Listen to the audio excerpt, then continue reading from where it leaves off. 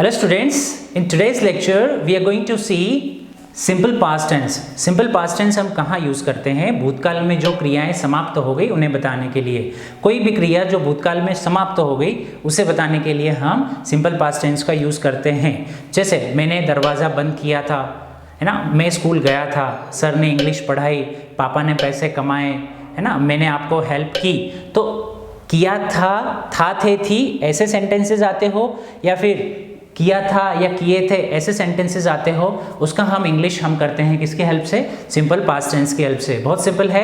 भूतकाल में जो क्रियाएं समाप्त हो गई उन्हें बताने के लिए हम इसका यूज करते हैं। अब इसमें फॉर्मूला की बात करें तो इसकी फॉर्मूला है सब्जेक्ट प्लस वर्ब का सेकेंड फॉर्म प्लस ऑब्जेक्ट। बहुत simple, once more, subject plus verb second form plus object. अब इसमें आपको वर्ब के सेकेंड फॉर्म याद रखना जरूरी है। बाकी जो वर्ब्स के सेकेंड फॉर्म है वो डी और ईडी लगाकर ही बनते हैं। तो चल, यहाँ पर ड्रिंक का सेकेंड फॉर्म होता है ड्रिंक। आपको याद रखना, ड्रिंक मीन्स पीना, ड्रिंक पिया।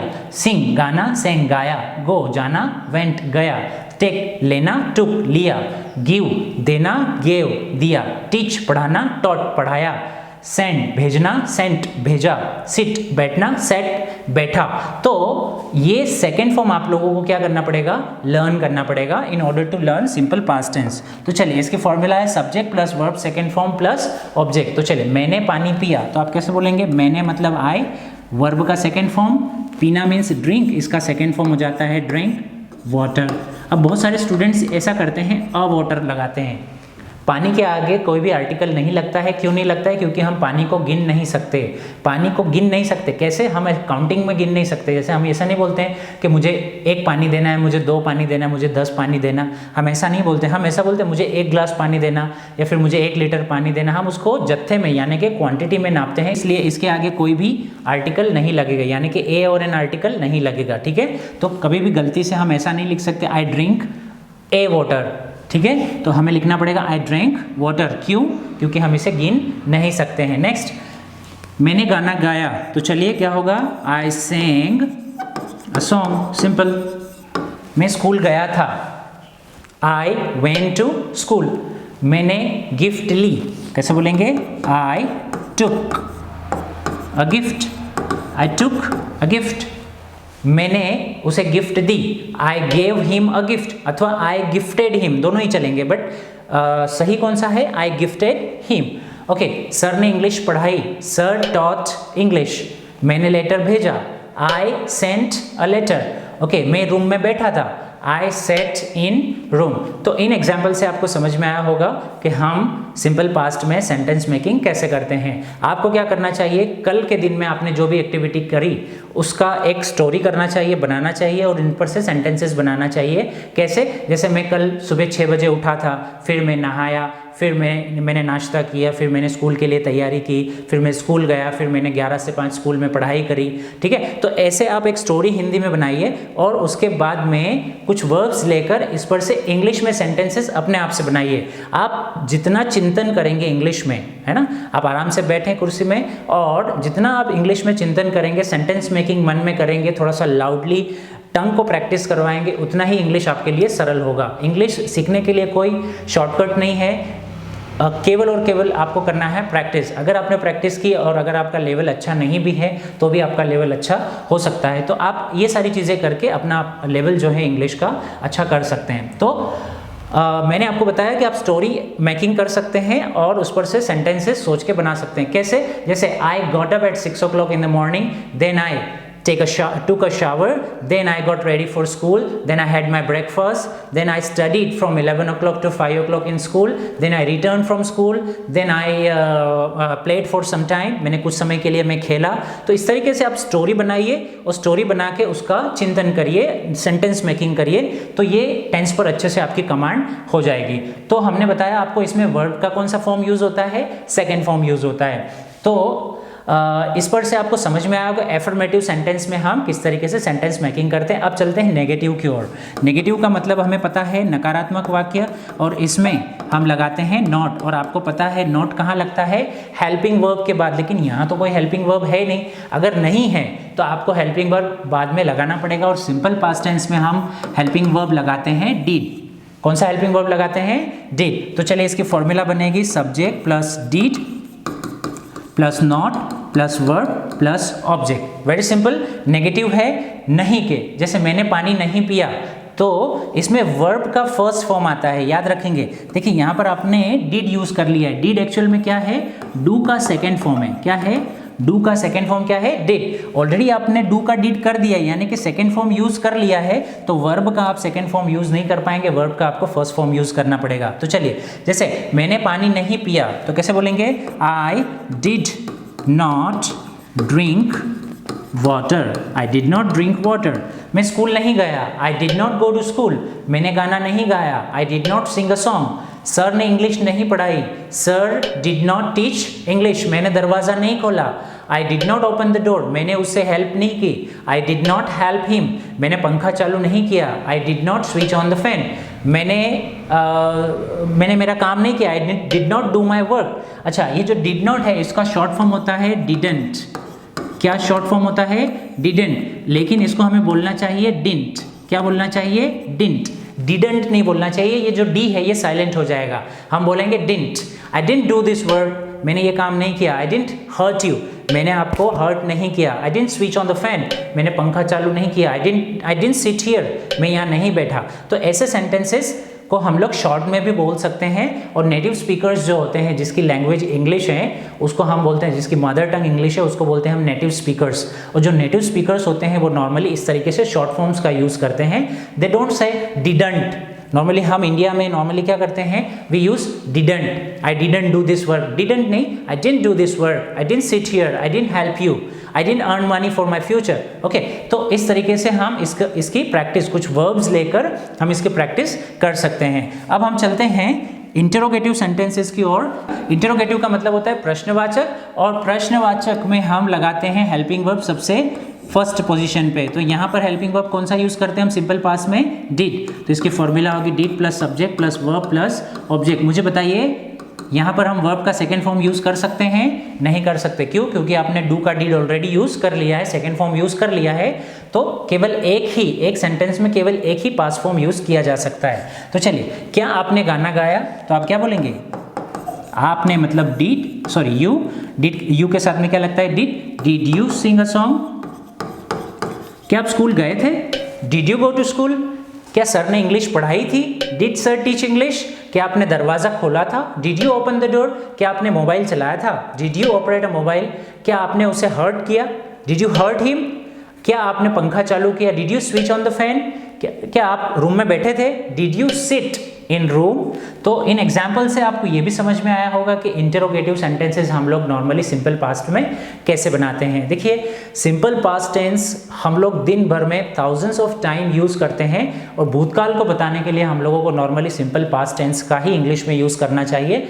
नॉर्मली आप जो भी दिन में आप सेंटेंसेस बोलते हो और भूतकाल के बारे में आप अगर कुछ भी बता रहे हैं तो आपको क्या करना है, सिंपल पास्ट टेंस का ही यूज़ करना है, यानी कि सब्जेक्ट और वर्ब का सेकेंड फॉर्म। जैसे मैं कल वहाँ नहीं गया था, आई डिडंट गो देयर। ठीक है, जैसे मैंने आपका काम नहीं किया, आई डिडंट डू योर वर्क, है ना। तो इस तरीके से आपको क्या करना है, सिंपल पास्ट टेंस का ही यूज करना है भूतकाल को बताने के लिए। अब चलते हैं WH क्वेश्चंस की ओर। WH क्वेश्चन में हमने जैसे आपको पहले के लेक्चर्स में भी बताया है, सबसे पहले आता है where, when, why, how, what और हु। वेयर का हिंदी मीनिंग होता है कहाँ, व्हेन कब, व्हाई क्यों, हाउ कैसे, व्हाट क्या और हु कौन। वेयर से जब हम क्वेश्चन पूछते हैं तो आंसर में प्लेस आता है। क्या आता है, प्लेस। व्हेन से जब हम क्वेश्चन पूछते हैं तो आंसर में आता है टाइम। व्हाई से हम क्वेश्चन पूछते हैं तो आंसर में आता है रीजन।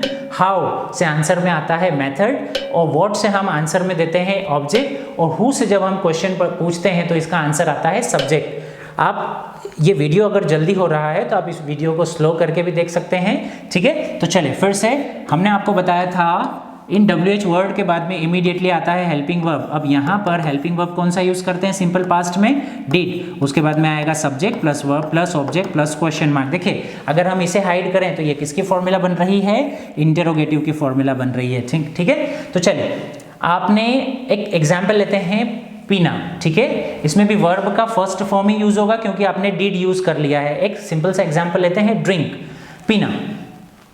आपने पानी कहाँ पिया, आपने पानी कब पिया, आपने पानी क्यों पिया, आपने पानी कैसे पिया, आपने क्या पिया और किसने पानी पिया।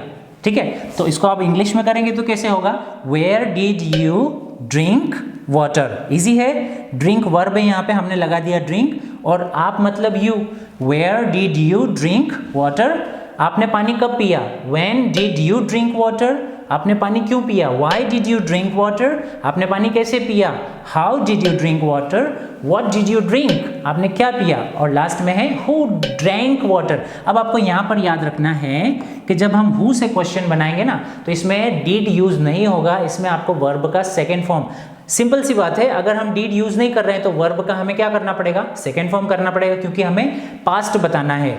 तो यहाँ पर वर्ब का सेकेंड फॉर्म यूज हो जाएगा। इसमें सब्जेक्ट एब्सेंट होता है, हमने बताया था, तो इसकी फॉर्मूला थोड़ी सी अलग बनेगी, WHO हु प्लस सब्जेक्ट नहीं आएगा ना, देखिए डीड यूज नहीं होगा और सब्जेक्ट भी नहीं आएगा, तो डायरेक्टली वर्ब का कौन सा फॉर्म हो जाएगा, सेकेंड फॉर्म, और ऑब्जेक्ट हो जाएगा सीधा क्वेश्चन मार्क। जैसे हु सेंट अ लेटर, किसने लेटर भेजा, जैसे रूम में कौन बैठा था, तो हु सेट इन रूम, है ना, गिफ्ट किसने ली, हु टुक अ गिफ्ट, पंखा किसने चालू किया, who switched on the fan, okay, दरवाजा किसने बजाया, who knocked the door, who knocked the door, मेरा मोबाइल किसने चलाया, हु ऑपरेटेड माय मोबाइल। तो हु से आपको समझ में आया होगा, थोड़ा सा ट्विस्ट है यहाँ पे, इसमें आपको याद रखना है क्योंकि इसमें सब्जेक्ट नहीं आता है, तो सब्जेक्ट नहीं आता है तो हेल्पिंग वर्ब भी नहीं आएगा, लेकिन हेल्पिंग वर्ब डीड हम यूज नहीं कर रहे हैं तो वर्ब का हमें सेकेंड फॉर्म करना ही पड़ेगा, ठीक है। तो एक और एग्जाम्पल से समझते हैं, एक और एग्जाम्पल लेते हैं, सेंड, सेंड मतलब होता है भेजना, भेजना क्या भेजते हैं हम, लेटर भेजते हैं, मैसेज भेजते हैं, तो चलिए एक एग्जाम्पल से समझते हैं। आपने मैसेज कहाँ भेजा, आपने मैसेज कब भेजा, आपने मैसेज क्यों भेजा, आपने मैसेज कैसे भेजा, आपने क्या भेजा और किसने मैसेज भेजा। तो इसका इंग्लिश क्या होगा, where did you send a message, when did you send a message, why did you send a message, how did you send a message, what did you send. इसमें मैसेज नहीं आएगा, object नहीं आएगा, और who sent, इसमें verb का second form use हो जाएगा, who sent a message, got it, who sent a message, किसने मैसेज भेजा। तो स्टूडेंट्स ये एग्जाम्पल से आपको क्लियर होगा कि सिंपल पास्ट टेंस में हम WH क्वेश्चंस कैसे यूज करते हैं। अब हम चलते हैं इस पर से एक एक्सरसाइज करके समझते हैं इसको कैसे हम फिल इन द गैप्स में डालेंगे।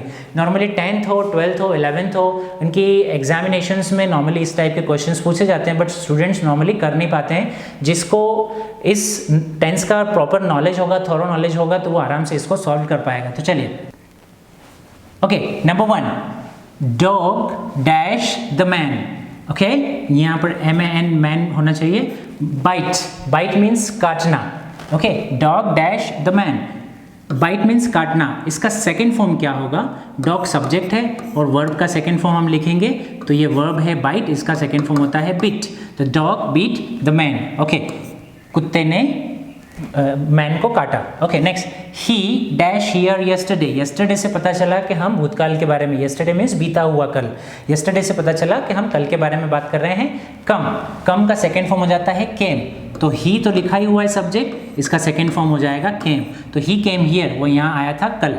Okay, I dash your letter 2 days ago, 2 days ago मतलब 2 दिन पहले, तो रिसीव, रिसीव मतलब प्राप्त करना, तो सब्जेक्ट यहाँ पर लिखा हुआ है, वर्ब का सेकेंड फॉर्म क्या हो जाएगा, रिसीव्ड, सेकेंड फॉर्म क्या हो जाएगा, रिसीव्ड। नेक्स्ट, टीचर, सब्जेक्ट है यहाँ पर, dash the students, punish, punish का सेकेंड फॉर्म होता है punished the students, they dash in the annual function, participate, participate का सेकेंड फॉर्म होता है पार्टिसिपेटेड, सब्जेक्ट तो यहाँ पर दिया ही हुआ है पार्टिसिपेटेड।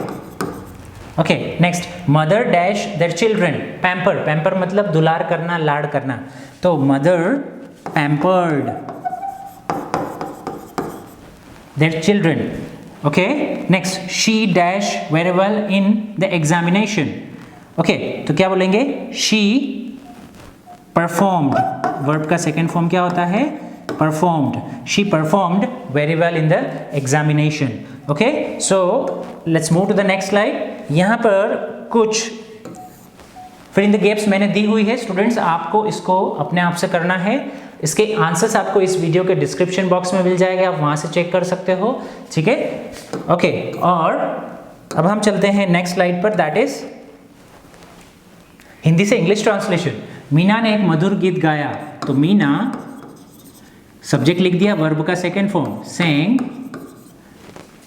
अ स्वीट सॉन्ग, एक के लिए हम लोग लगाते हैं या तो आर्टिकल ए या एन आर्टिकल लगाते हैं, ठीक है, और मधुर के लिए sweet song. Meena sang a sweet song, okay, उन्होंने आपकी मदद की थी, तो चलिए क्या होगा, उन्होंने मतलब दे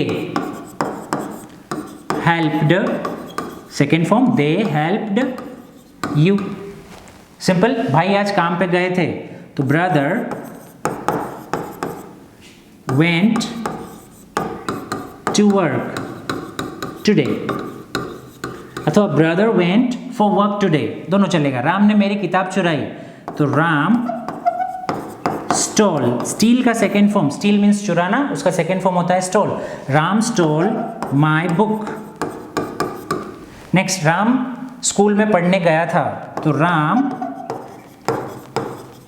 वेंट टू स्कूल, अब पढ़ने गया था, to study, Ram went to school to study. Simple है, ओके। कुछ और एग्जाम्पल्स, राकेश ने काम किया, मोहन ने आम खरीदा, सोहन आज आजमगढ़ गया था। तो ये सेंटेंसेस के एग्जाम्पल के, इन एग्जाम्पल्स के आंसर आपको खुद से लिखना है और इसके आंसर्स आपको चेक करना है इस वीडियो के डिस्क्रिप्शन बॉक्स में। स्टूडेंट्स, सिंपल पास्ट टेंस मैंने अच्छे से आपको एक्सप्लेन करने की कोशिश करी है। आई होप आपको अच्छे से समझ में आया होगा। आपको यदि अच्छे से समझ में आया है तो आप इस वीडियो को लाइक ज़रूर करिएगा और इस चैनल को सब्सक्राइब ज़रूर करिएगा। Thank you so much for watching this video. Good bye.